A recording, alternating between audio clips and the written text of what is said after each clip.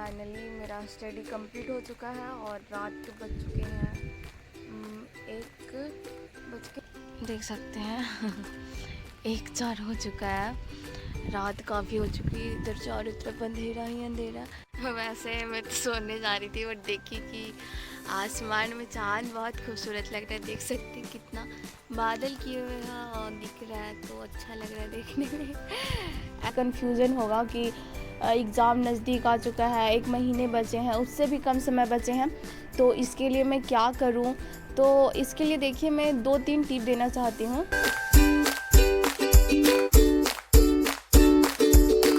Hello everyone, welcome to my new blog. और मैं पुष्पलता आप लोगों के सामने फिर से आ चुकी हूँ एक नए ब्लॉग लेकर, एक नए जज्बे के साथ। और आज का शुरुआत है सुबह का घर में झाड़ू लगाने से, क्योंकि अभी मतलब खाना बन गया बट झाड़ू नहीं लगाई हूँ। मम्मी लगा लेते थे बट आज मम्मी व्यस्त थे, तो अभी जस्ट मैं झाड़ू लगाऊंगी। फिलहाल खाना वाना तो बना ली हूँ, अब बस यही करना है और उसके बाद खाना वगैरह खाऊंगी। फिलहाल तो गर्मी बहुत है, इतना ज़्यादा गर्मी है पूछिए मत। सुबह सुबह ही बहुत ज़्यादा गर्मी लग रहा है, तो पहले फ़ैन स्टार्ट कर ली हूँ, उसके बाद 2-3 मिनट बाद बंद करके फिर से लगाऊंगी। और इधर है डीपी, वो कुछ कर रहे हैं लैपटॉप में। और ये है मिठू, देखिए क्या कर रहा है। मिठू मिठू दो, हमको दो, मिठू आ जाओ। ये सीधे आ जाएगा मेरे हाथ पे, है ना। हाँ, खा के तो पूरा गंदा कर लिया है अपना मुंह, गधा। टेबल पे भी आ चुकी हूँ और मैं 1 घंटे का लेक्चर ली थी और उसके बाद खाने के लिए चली गई, तो वो बचा हुआ है, अभी फ़िलहाल लूँगी। और मैं आपको दिखाती हूँ कुछ, देख सकते हैं कितना बदमाशी करता है, हमेशा ऐसे ही करते रहता है बदमाश। फ़िलहाल तो मैं अभी ज्योग्राफी का कंप्लीट कर रही हूँ लेक्चर। ये मेरा मतलब सेकेंड बार है, फर्स्ट बार पहले ही कर चुकी हूँ, रिवीजन के तौर पे फिर से देख रही हूँ। उस टाइम मैं अच्छे से नहीं की, तो फिर से सोची चलो बार मैं पूरे अच्छे से कर लेती हूँ, ताकि कोई भी मतलब कन्फ्यूज़न ना रहे। क्योंकि अगर आपके पास अधिक टाइम है तो आप अच्छे से रिवीजन भी कर सकते हैं। और हाँ, मैं आप लोगों को एक इम्पॉर्टेंट इन्फॉर्मेशन देने वाली हूँ। वो भी 2023 में जो लोग एग्ज़ाम देने वाले हैं, उनका बहुत नज़दीक एग्ज़ाम आ गया, उन लोगों को तो पता ही है। तो मैं आप लोगों को कुछ इन्फॉर्मेशन देने वाली हूँ। जो भी आप 2023 में एग्ज़ाम देने वाले हैं, तो आप क्या करें, कैसे स्ट्रेटजी अपनाएं, इतने दिनों में क्या क्या करना है और क्या ना करना है, किन चीज़ों से बचनी है, इन सभी के बारे में कुछ इन्फॉर्मेशन दूंगी। तो कंटिन्यू हमारे वीडियो में बने रहिएगा, आप लोगों को बहुत इंटरेस्टिंग जानकारी मिलने वाला है। और अभी मैं फ़िलहाल कर रही थी, देख सकते हैं आप, पृथ्वी आकार, मतलब पृथ्वी का उत्पत्ति कैसे हुआ, उसका आकार कैसा। जैसे आप लोगों को पता ही है कि जैसे अगर हम लोग 6-7 पढ़ते तो मतलब नॉर्मली, या फिर बच्चा होता है तो नॉर्मली बोल दिया जाता है कि नहीं पृथ्वी गोल है। बट जो भी अगर सीनियर होते जाते हैं तो पता चलता है कि पृथ्वी ना गोल है, ना क्या बोलते हैं उसको, ऑरेंज, हिंदी में क्या बोलते हैं, संतरा के आकार का है। तो ऐसा नहीं है, मैं बता दूं कि पृथ्वी ना गोल है ना चपटी है, वो बस जियोड आकार का है। मतलब पता ना कि कहीं ऊंचा कहीं नीचा, उबड़ खाबड़ आप बोल सकते हो, उस टाइप का पृथ्वी है। पृथ्वी बिल्कुल भी गोल नहीं, क्योंकि आप खुद महसूस कर सकते हैं कि जैसे हमारा पृथ्वी है तो उसमें कहीं ऊंचे पहाड़ है, कहीं मैदान है, कहीं समुद्र है, कहीं झीलें हैं, तो पृथ्वी गोल कैसे हो सकती है, सोचने वाली बात है। तो हमारा पृथ्वी गोल नहीं, बल्कि हमारी पृथ्वी जियोड आकार का है। तो कंटिन्यू हमारे वीडियो में बने रहे। हमारा वीडियो कैसा लग रहा है कमेंट करके ज़रूर बताएं। चैनल पर नए हो तो चैनल को सब्सक्राइब करें, अपने दोस्तों के साथ शेयर करें। और कुछ रिलेटेड यूपीएससी से रिलेटेड कोई वीडियो चाहिए तो कमेंट करके आप बता सकते हैं। तो अभी जस्ट मैं ज्योग्राफी का क्लास समाप्त करके, और अभी 5:30 बजे है, तो अभी जस्ट मैं इकोनॉमिक्स का क्लास कर रही हूँ। ये लाइव क्लास है, वो रिकॉर्डेड था। मेरा क्लास ख़त्म हुआ, देख सकते हैं। और आज मैं पढ़ रही थी आरबीआई का स्थापना कब हुआ, आरबीआई की क्या विशेषताएं हैं, आरबीआई में जो मौद्रिक नीति होता है वो क्या है, मौद्रिक नीति कितने प्रकार के होते हैं, जैसे आप लोगों को पता होगा, अगर आप लोग आरबीआई पढ़ रहे होंगे तो, कि मौद्रिक नीति दो प्रकार के होते हैं, एक संकुचन मौद्रिक नीति और एक विस्तार मौद्रिक नीति। तो इसका भी कुछ अलग डिफिनेशन है। तो मैं बस यही पढ़ रही थी, आप देख सकते हैं। अभी क्लास मेरा कंप्लीट हो चुका है और रात के बज चुके हैं 8। वैसे भी मैं 8 बजे तक, मतलब दिन में 2-3 बजे बैठती हूँ, 8 बजे तक लगातार, मतलब बीच में ब्रेक तो लेना ही होता है, इतना लॉन्ग टाइम तक तो कोई पढ़ नहीं सकता। तो मतलब 8 बजे तक मेरा नेसेसरी होता ही होता। तो अभी फ़िलहाल क्लास तो हो चुका है कंप्लीट। अब रात का स्टडी बचा है, तो रात में करने वाली हूँ answer writing, notes and revision. खाना वगैरह खा के फ़िलहाल तो मैं हूँ छत पे, क्योंकि गर्मी बहुत है। तो जो गांव के होंगे उन लोगों को पता ही है कि गर्मी के मौसम में चाहे कितना भी घर गांव में कूलर हो, पंखा हो, कुछ भी हो, बट वो रात में सोते हैं छत पे ही। तो हम भी हैं गांव के, तो गांव जैसा करेंगे ही, सिंपल। तो अभी जस्ट हम लोग आ चुके हैं छत पे। मम्मी गुड़िया भी नीचे हैं, उन लोग भी आने वाले हैं और अभी मेरा पढ़ाई होगा यहीं पे। सो फाइनली मेरा स्टडी कंप्लीट हो चुका है और रात के बज चुके हैं 1:05। और टाइम देख सकते हैं। रुकिए, वेट मैं दिखाती हूँ, कहाँ दिखेगा, देख सकते हैं 1:04 हो चुका है। रात काफ़ी हो चुकी है, इधर चारों तरफ अंधेरा ही अंधेरा, पर बादल भी किए हुए, दिखेगा कुछ नहीं। इधर मम्मी सोए हुए। तो फ़िलहाल तो अब मेरा स्टडी कंप्लीट हो चुका है।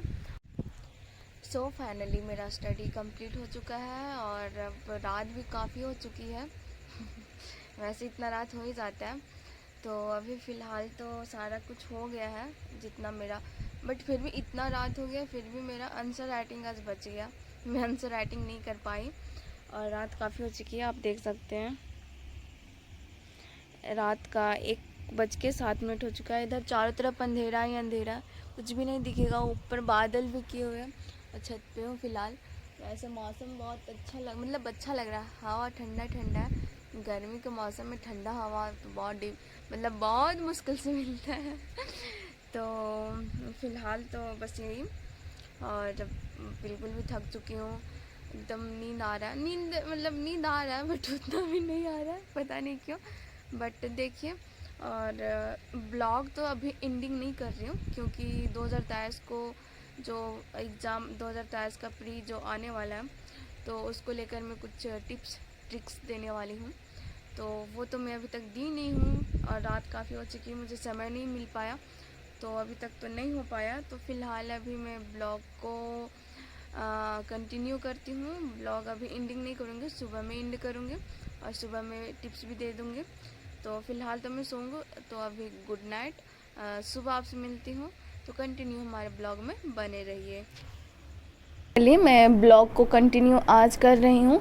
तो जैसा कि मैं ब्लॉग में पीछे बताई थी कि जो 2023 में आप एग्ज़ाम देने वाले हैं, तो बहुत सारे विद्यार्थियों, बहुत सारे लोग होंगे जिनमें ये कन्फ्यूज़न होगा कि एग्ज़ाम नज़दीक आ चुका है, 1 महीने बचे हैं, उससे भी कम समय बचे हैं, तो इसके लिए मैं क्या करूं। तो इसके लिए देखिए, मैं 2-3 टिप देना चाहती हूं।